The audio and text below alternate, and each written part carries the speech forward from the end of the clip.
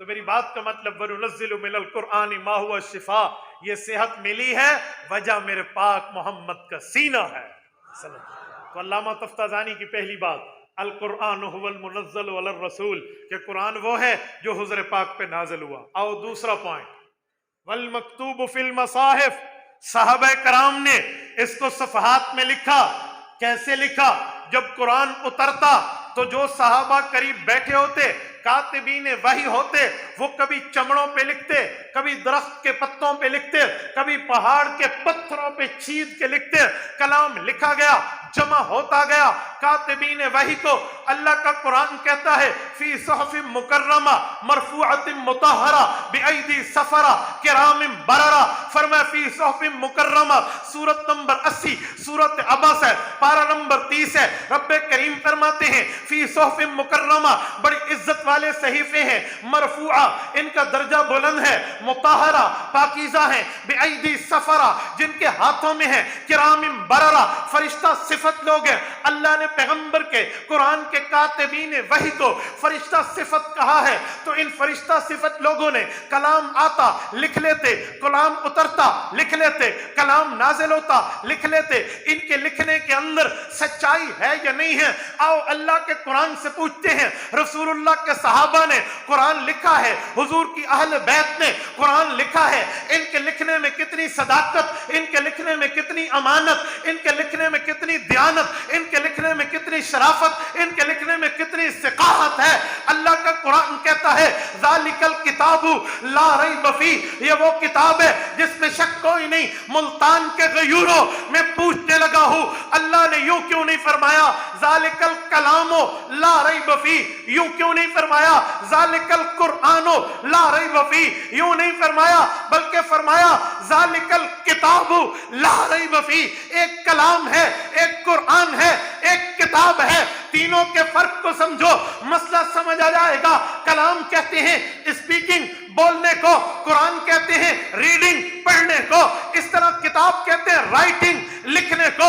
جب اللہ نے بولا کلام بنا، حضور نے پڑھا قرآن بنا، صحابہ نے لکھا کتاب بنا۔ رب کریم فرماتے ذالک الکلام لا ریب فیہ، تو رب کے کلام میں غلطی تو ہے ہی نہیں۔ اللہ فرماتے ذالک القرآن لا ریب فیہ، حضور کے پڑھنے میں غلطی ہے ہی نہیں۔ ہاں کوئی کہہ سکتا تھا محمد الرسول اللہ کے شاگردوں نے، صحابہ نے، اہل بیت نے قرآن کے لکھائی میں غلطی کی ہے، قرآن کی کتابت میں خطا کی ہے، قرآن کی کتابت میں اوپر نیچے کر دیا۔ رب نے فرمایا جی نہیں، ذالک الکتاب لا ریب فیہ، جو میں نے بولا حضور نے پڑھا، جو حضور نے پڑھا وہی صحابہ نے لکھا، ان کے لکھنے میں شک کوئی نہیں۔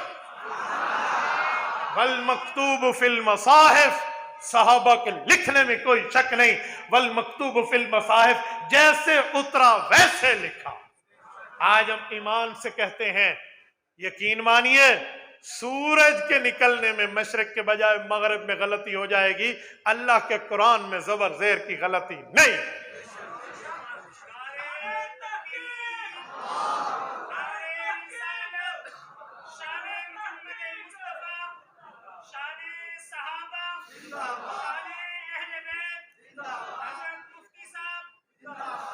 توجہ، والمکتوب فی المصاحف، صحابہ کرام نے اس کو صفحات کے اندر لکھ دیا۔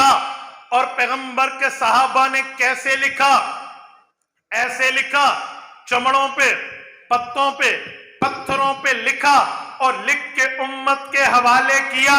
آپ کہیں گے کیسے؟ میں ایک بات حدیث کی پیش کرنے لگا ہوں، توجہ۔ آپ کی توجہ ہے؟ جس کی توجہ ذرا ہاتھ کھڑا کریں، جزاک اللہ۔ توجہ، صحابہ کرام نے کیسے لکھا؟ وہ یوں لکھتے، جب آیت اترتی لکھ لیتے، سورت اترتی لکھ لیتے، مضمون اترتا لکھ لیتے. امام عبد الرزاق ابن الحمام الصنعائی نے مصنف عبد الرزاق میں کتاب القضایا میں حدیث پاک لکھی ہے. فرمایا حضرت رسول اللہ صلی اللہ علیہ وآلہ وسلم کے صحابہ نے قرآن کریم لکھا, پھر ان کو مقام ملا, مرتبہ ملا, حضور دنیا سے گئے, ابو بکر صدیق رضی اللہ عنہ کا دور آیا. حضرت ابو بکر کے دور میں یمامہ کی جنگ لڑی گئی, 1200 صحابہ شہید ہوئے, جن میں 700 قرآن کے قاری تھے, 700 قرآن کے حافظ تھے. رب کریم کے کام دیکھیں, اللہ تعالیٰ نے قرآن کو جمع کروانا تھا. ابو بکر کے دل میں داعیہ پیدا ہوا. حضرت ابو بکر صدیق رضی اللہ تعالی عنہ کے دل میں یہ بات پیدا ہوئی کہ قرآن کو جمع کیا جائے, قرآن کو لکھا جائے, قرآن کو اکٹھا کیا جائے. تو انہوں نے کمیٹی بنائی, کمیٹی جمع ہوئی, بیٹھے قرآن کے لکھنے کے لیے, قرآن کے جمع کے لیے, قرآن کی کتابت کے لیے. لکھا جا رہا تھا, لکھا جا رہا تھا, آیات بھی لکھی گئی اور اس طرح ضرورتیں بھی لکھی گئی, رکوعات بھی لکھی گئی. جب سب کچھ لکھ کے جمع کر دیا گیا, یہاں پر شرط لگائی گئی, ہر وہ چیز قرآن کی آیت بنائیں گے, ہر وہ آیت قرآن کا حصہ بنائیں گے, ہر وہ سورت قرآن کا حصہ بنائیں گے, ہر وہ بات قرآن کا حصہ بنائیں گے جو حضور پاک نے حفاظ کو پڑھائی ہوگی, اور اس پر 2 مسلمان گواہ بھی ہوں گے. قرآن جمع ہوتا گیا, لکھا جاتا رہا, سب کچھ ہوتا ہوتا 2 آیات ایسی بچی جس پر 2 گواہ نہیں تھے, ایک گواہ تھا. ایک آیت سورت نمبر 9, سورت توبہ کی آخری آیت, من المؤمنین رجال صدق, سورت توبہ کی آخری آیت, فَإِن تَوَلَّوْا فَقُلْ حَسْبِيَ اللَّهُ, اور سورت احزاب کی پارہ نمبر 21 کے آخری صفحے کی آیت, من المؤمنین رجال صدقوا ما عاهدوا الله علیہ فَمِنْهُمْ مَنْ قَضَى نَحْبَهُ وَمِنْهُمْ مَنْ يَنْتَظِرُ وَمَا بَدَّلُوا تَبْدِيلًا. یہ 2 آیات ایسی تھی, اس پر دوسرا گواہ نہیں تھا, اکیلے حضرت خزیمہ تھے.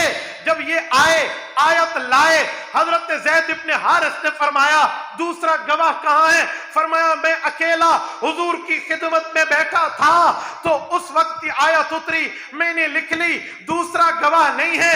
اس وقت صحابہ نے نعرہ بلند کیا کہ اللہ کی شان دیکھو, حضور نے اس صحابی کو فرمایا تھا انت ذو شہادتین, تو ایک نہیں 2 کے برابر گواہی دے گا. آج اس کے ذریعے ایک آیت ملی ہے تو وہ لکھ لی گئی.